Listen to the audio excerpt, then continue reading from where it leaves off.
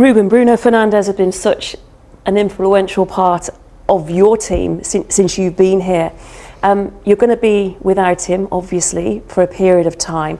Can we just talk about the leadership skills, though, and what he brings and how you're going to find that gap to fill while he's absent at the moment? It's impossible to replace Bruno, especially in our team. And if you see all the data that you have from Premier League, is the guy that creates more chances for the team, and then is the guy that takes set pieces. That is massive for us. Then it's the guy that organizes everything. When someone is in the wrong position, he's the guy that understands every position. So that is impossible to replace, but it's a very good opportunity for the other ones and for the team to grow up, because we cannot rely all the time in one person. And we know that Bruno is always there, but sometimes something can happen and is not going to be there. So it's a very good opportunity for everyone. Is he your eyes on the pitch? Yeah, if is not because I'm asking him to do all of this, is because he loves football. He wants to win really, really bad, and that's why I understand better Bruno Fernandes since I'm here, because everybody talks about the way he sometimes moves his arms, but if you see everything that he does to help the team, you understand that the guy just wants to win. I just wonder then how difficult it is to find that in the other players that you talk about having to step up. It's hard, but it's also an opportunity. Maybe they will feel that they have more space to do that. So I think we will see in the next game. But there are some things, not just in the game, the characteristics that Bruno has, but also around the game, that the other guys need to step up to help the younger guys to cope with the problems. When you talk about that space, what do you mean by that? Around the game? Yeah, when you talk about the space, sometimes, to allow players to sometimes step Bruno is always there. Sometimes maybe some players feel that Bruno is doing the job, so I don't need to do that. Now they have to do it, so they have the opportunity and the space to help the teammates. Just on Bruno then, do you feel sometimes that perhaps he carries too much within him as a player? I think so. Yes, if you spend time with Bruno in training, but he's doing, I think, all the big captains with different styles, they are like that. And Bruno is obsessed about the game, about everything. Sometimes too much. Sometimes he needs to give that space for the other guys to express themselves. So they have a very good opportunity. Because there is a transfer window coming up. We know there is. It'll be your third since coming here. And when you talk about Bruno and use that word obsessed, is that the type of characteristic in a player that you want to work with? A player who's obsessed? Because you've talked about Casemiro as well, and what he does and what he brings to the training ground, let alone to a football pitch. I think that is one of the bigger characteristics that we need in our dressing room in training. We need to elevate the quality of training, and for that you need to suffer every day, because every day sometimes do the same things is boring, do the set pieces is boring, making the runs to recover is boring. I know all of that, but if you look at the top players, for me, they are doing that, and that is something that we look for in the players. Because you've talked about when you have a full squad available, because you've got injuries coming back, and obviously the international players have got to return from AFCON as well, but you still believe that maybe you could improve the numbers? You're still a bit short on numbers. I think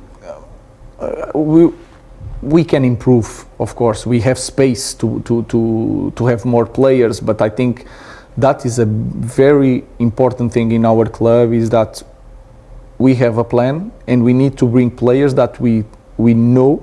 Of course, it's hard to know for sure that everything is going to work, but we need to be certain of the choices that we bring, the players that we bring. If we are not sure, if everyone is not aligned, it's better not to bring anyone and to work with the players that we have. So that is clear for me, and maybe I should be different, like so many managers, but that is my thinking for the club, and I think is the thinking of the board, that we cannot do the same mistakes that we did in the past. and we need to survive these moments because we have players coming from international and from injury. Do you know straight away when you meet a player for the first time if that player is right for you? I think I have a good feeling on that. That's why will not bring a player that I don't have that feeling face to face. So I think they can misleading me a little bit, but it's going to be hard. So I have the feeling most of the times I think I get it right. This inconsistent period, this run, this season of inconsistency, this block of games that you've now got coming up, do you feel you can find that form and that consistency to come through it successfully into 2026? I think we are losing points in some details. It's not about like last year. Last year I felt that we didn't create chances. We were surviving in Europa League and in the league with a small squad. This year my feeling is that in the small details we are not being perfect, and we are being punished for that, because if you see our games, we create more chances, we dominate the games, we are increasing in the lot of aspects of the game, but in the details we are suffering goals, and I think everything is connected, the quality of the training, the focus on training, and then take that to the game, and we are suffering in the details, not just in the way we play the game. When you use that word quality of training, what do you mean by that? It's like, what are you doing? It's like or not doing.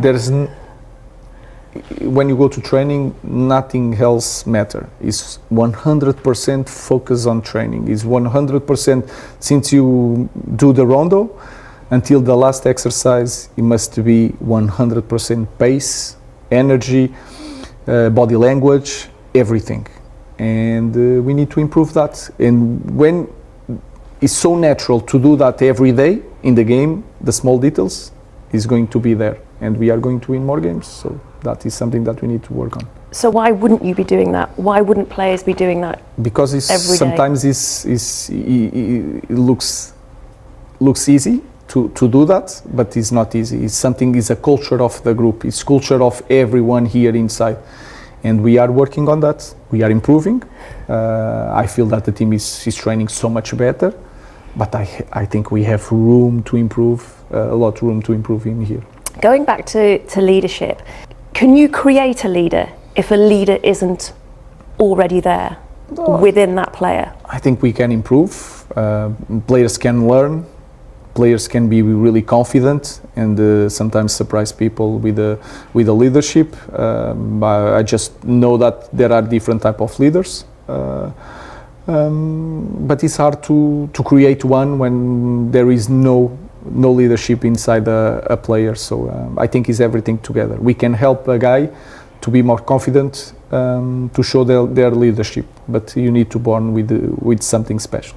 And in terms of your own leadership skills, have you adapted to become the leader that you are in charge of this team? Yes, of course, we need to learn, and I'm manager for 6 years. I have so much to learn, but there are some things that I didn't change because I have a philosophy of how to do my work, but I'm learning how to deal with people. I understand that the culture here is different. Even the connection with staff is different from the Portuguese staff. When you say Portuguese, there is many nationalities also in Portugal, but it's different. So I'm learning how to deal with that. Of course, I'm a different manager.